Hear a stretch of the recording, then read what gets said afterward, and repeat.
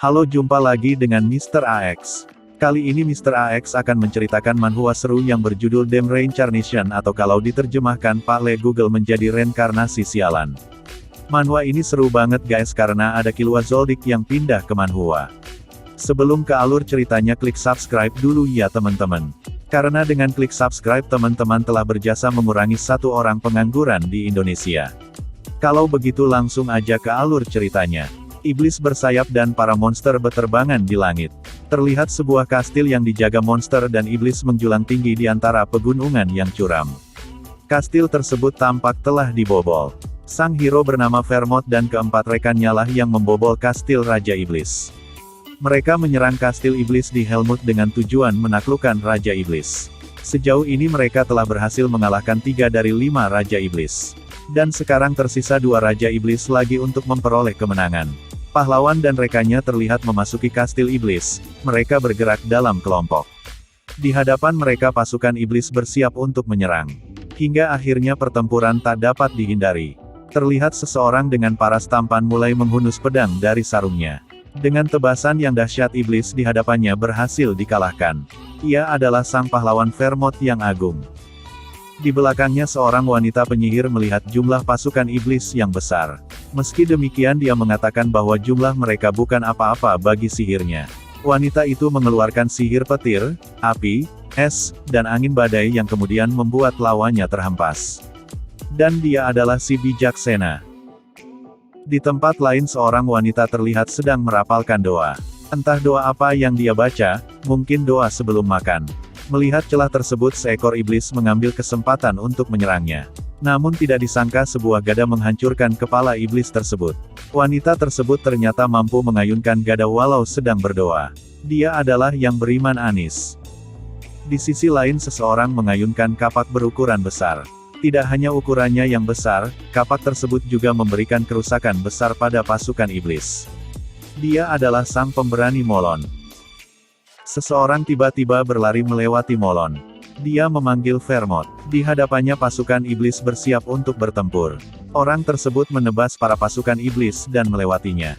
Karena terlihat paling ceroboh dia dijuluki si idiot Hamel. Namun meskipun bodoh, ternyata dia kuat juga guys. Hamel selalu merasa iri pada pahlawan Vermouth. Dia menganggap Vermouth sebagai rivalnya. Meski begitu tidak ada seorang pun yang mengakui dinamika tersebut. Akhirnya pasukan iblis berhasil ditumpas. Mereka bisa menghela napas untuk memulihkan stamina. Dalam waktu singkat, saat mereka menurunkan sedikit kewaspadaan, terjadi serangan mendadak ke arah Vermouth. Karena menganggap Vermouth adalah rivalnya, membuat Hamel selalu mengawasi Vermouth. Hal tersebutlah yang juga membuatnya menjadi orang pertama yang menyadari serangan kejutan tersebut. Hamel menahan serangan tersebut dengan tubuhnya. Iblis yang menyerangnya terlihat menyeringai puas. Sebuah lubang tercipta pada dada Hamel dan membuatnya tumbang ke tanah. Iblis tersebut kembali melancarkan serangan, namun kali ini Vermouth dalam keadaan siaga penuh. Dia menebas iblis tersebut menjadi 2 dan menghancurkannya. Semua rekan-rekannya mencoba melihat kondisi Hamel. Namun luka yang dialami Hamel sangatlah serius. Vermouth mengatakan padanya bahwa tidak seharusnya Hamel melindungi dirinya. Dan Hamel membalasnya bahwa ini kematian yang cukup terhormat baginya. Pada akhir hidupnya Hamel menyesal karena tidak lebih jujur selama ini. Dia meraih tangan Vermouth dan memintanya berjanji untuk mengalahkan Raja Iblis. Dan janji tersebut dijawab dengan sumpah oleh sang pahlawan Vermouth bahwa ia akan mengalahkan semua Raja Iblis yang tersisa. Hamel meminta Anis untuk mendoakannya. Hamel juga memuji warrior Molon sebagai yang paling berani dibandingkan semuanya. Dan untuk Sena Hamel mengatakan bahwa dia sebenarnya mencin. Sebelum menyelesaikan ucapannya seorang bocah menendang buku kisah pahlawan dan rekannya. Dia marah dan kesal, bahwa dia tidak pernah bilang sesuatu seperti apa yang tertulis dalam buku kisah tersebut. Siapa bocil ini guys? Di dalam pikirannya bocil ini merasa kesal entah berapa kali dia membaca buku tersebut. Dia juga bertanya-tanya siapa yang menulis buku tersebut. Karena buku tersebut ditulis oleh anonim, jika ia tahu siapa penulisnya bocil tersebut sudah menghajarnya, pikir bocil tersebut. Bocil tersebut heran, semua orang dalam cerita berjuluk sang terhebat, beriman, bijak, dan pemberani. Sedangkan dia dijuluki si bodoh. Oh jadi bocil ini adalah reinkarnasi si Hamel yang bodoh ya guys. Selanjutnya kita akan memanggilnya si bocil Hamel ya guys. Si bocil ini merasa kesal, dan menduga bahwa yang menulis buku tersebut adalah orang yang pernah dihajarnya 300 tahun yang lalu. Nih bocil gak paham kenapa rekan-rekannya meninggalkan buku yang membuat dirinya terdengar bodoh. Apa pemikiran melindungi kehormatan rekannya tidak pernah mendatangi mereka, pikir si bocil Hamel. Namun meski begitu bocil Hamel tidak menyalahkan mereka. Kembali pada kenyataan. Kini Hamel bereinkarnasi dengan ingatan masa lalunya. Ia mati 300 tahun yang lalu saat penaklukan Raja Iblis. Dan sekarang dia bereinkarnasi sebagai keturunan hero Vermont. Dia sekarang adalah Eugene Leonhardt berusia 13 tahun. Pada kehidupan sebelumnya Vermont memiliki seorang istri dan banyak selir. Selir ini seperti istri tidak sah ya guys. Biasanya ia adalah pelayan atau orang biasa dan bukan bangsawan. Menurut Eugene pada kehidupan sebelumnya dulu Vermont tidak terlihat seperti pria yang memikirkan wanita. Namun karena sekarang istri dan selirnya banyak Eugene berpikir mungkin usia telah merubah pikirannya. Hal tersebut dapat dipahami karena Vermont juga manusia. Keluarga Leonhardt yang diakui sebagai keturunan langsung hanya keturunan yang berasal dari istri pertama. Karena memiliki banyak istri tidak sah. Keturunan Leonhardt dipisahkan menjadi keturunan langsung berasal dari istri utama dan keturunan tambahan berasal dari keturunan selir. Sedangkan Eugene memiliki nama Leonhardt namun berasal dari keturunan tambahan. Keturunan Leonhardt memiliki ritual untuk menentukan kelanjutan garis darah keturunan asli. Sebelum melakukan ritual tersebut semua keturunan Leonhardt akan diuji.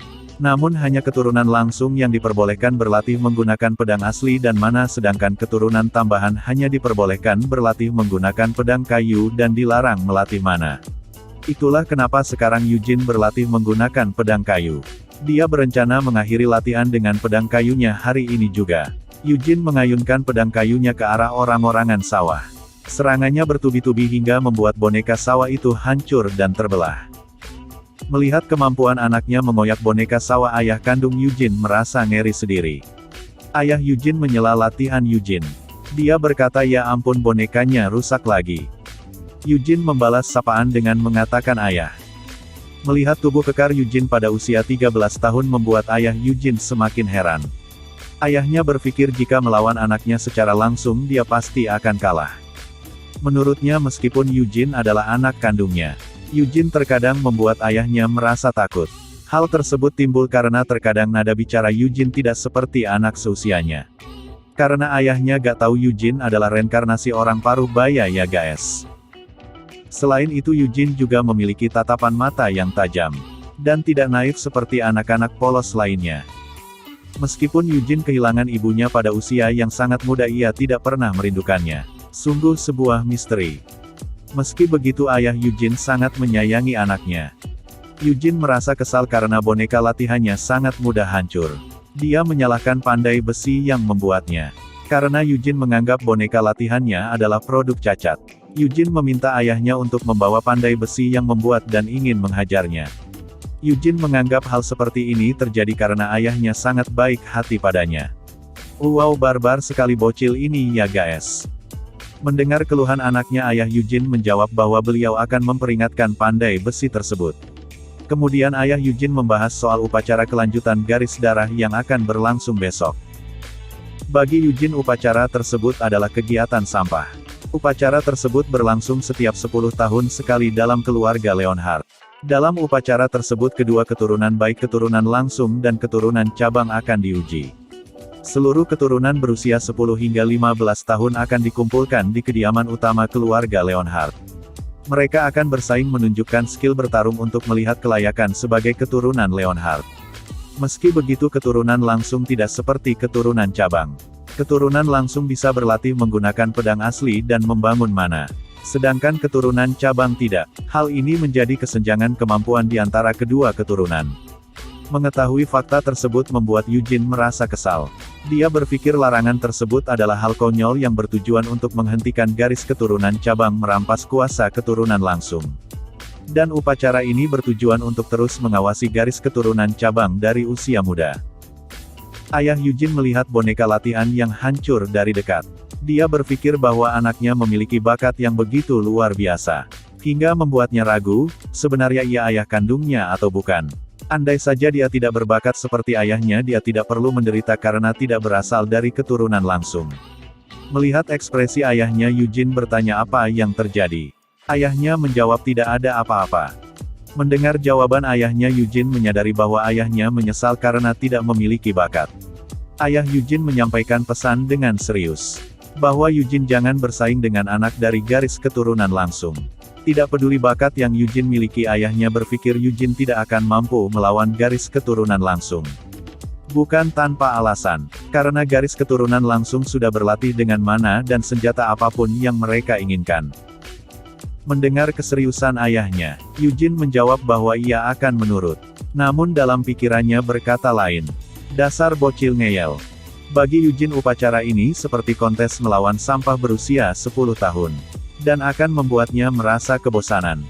Eugene kembali melanjutkan latihannya. Dia melihat target boneka selanjutnya. Dia mengayunkan pedang kayunya dan boneka langsung hancur menjadi 2 potong. Setelah menebas boneka tersebut, Eugene menyeringai. Pada saat upacara nanti akan ada 3 anak yang berasal dari garis keturunan langsung dan 6 anak dari keturunan garis cabang. Mereka semua akan berkompetisi. Salah satu dari anak garis langsung berasal dari istri pertama dan 2 sisanya si kembar dari istri kedua. 2 orang dari garis cabang memiliki kekuasaan yang tinggi. Sedangkan sisanya adalah garis cabang rendahan termasuk juga dirinya. Eugene cukup bersemangat untuk mengetahui seberapa baik keturunan Vermont yang agung akan berkembang.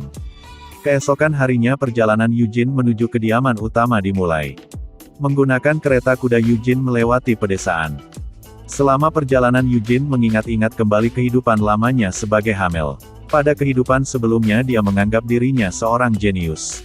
Dari usia muda dia tak pernah kesulitan mempelajari apapun termasuk hal yang baru. Dia mampu belajar dengan cepat dibandingkan anak lainnya.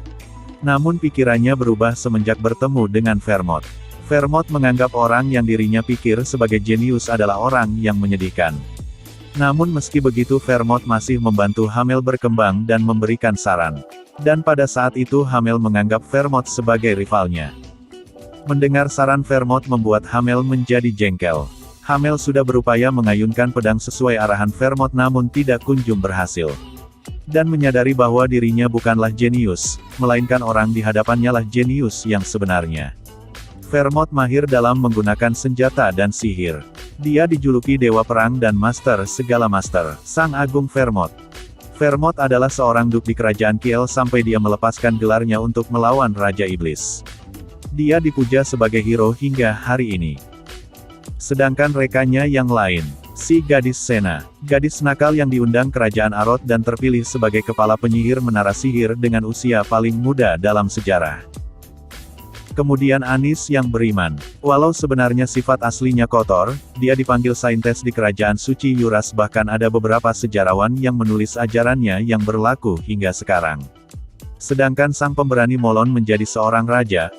Mengetahui kenyataan Molon menjadi seorang raja, Eugene masih enggan percaya. Menurutnya Molonlah yang idiot. Namun dia berhasil menciptakan kerajaannya sendiri. Eugene mendengar rekan-rekan lamanya memiliki kehidupan yang cukup baik pada akhirnya. Namun dia geram kenapa Raja Iblis masih hidup dan sehat hingga hari ini. Padahal pada akhir hayatnya, mereka semua berjanji untuk mengalahkan Raja Iblis. Eugene merasa kesal. Pada hari itu dia meninggal di kastil Raja Iblis. Vermont sialan bukannya membunuh Raja Iblis. Dia malah membuat perjanjian dengan Raja Iblis pemusnah setelah kematiannya. Meskipun janji tersebut membuat perang dengan Raja Iblis berakhir dan dunia menjadi damai selama 300 tahun hingga saat ini. Namun hal tersebut tetap saja membuatnya kesal karena dulu mati di kastil Raja Iblis. Dalam perjalanan menuju rumah utama, Eugene ditemani seorang asisten. Asistennya menanyakan apakah Eugene merasa gugup. Baginya hal tersebut wajar apabila Eugene merasa gugup dan sulit untuk tinggal di rumah utama. Asistennya ini sotoy sekali ya guys. Namun karena tak ingin menyakiti kepedean asistennya, Eugene hanya tersenyum dan berterima kasih karena kekhawatiran asistennya Pak Gordon. Pak Gordon menjelaskan bahwa jalan yang dilaluinya adalah tanah milik keluarga Leonhard. Namun dengan tingkah sotoinya yang lucu, dia meminta Tuan Eugene tidak perlu bersiap-siap keluar, karena mension keluarga utama masih cukup jauh. Mendengar asistennya yang heboh sendiri, Eugene merasa kesal karena dia bangga padahal itu bukan miliknya sendiri. Eugene kemudian bertanya bukannya tidak nyaman jika terlalu jauh melewati tanah yang luas ini untuk menuju rumah utama. Mendengar pertanyaan Eugene, Pak tua ini menjelaskan bahwa sebenarnya ada gerbang pintas yang dibangun di sepanjang jalan. Mendengar hal tersebut sebuah skenario muncul di pikiran Eugene. Dia berpikir kalau ada gerbang pintasan kenapa kita menggunakan kereta ini. Dan Pak tua ini akan menjawab karena tuan muda belum diizinkan menggunakan gerbang tersebut. Karena membayangkan skenario tersebut Eugene hanya membalas asistennya dengan senyuman. Akhirnya perjalanan panjang Eugene berakhir. Eugene turun dari keretanya dan bersiap memasuki kediaman utama Leonhard. Seru ya guys. Si bodoh mati dan reinkarnasi jadi keturunan rivalnya. Sekarang malah mau ikut ujian darah keluarga rivalnya. Lantas apa yang akan terjadi selanjutnya? Silahkan subscribe dulu, biar Mr. AX semangat update-nya. Jika ada salah kata mohon maaf sebesar-besarnya. Sampai jumpa ya teman-teman. Terima kasih.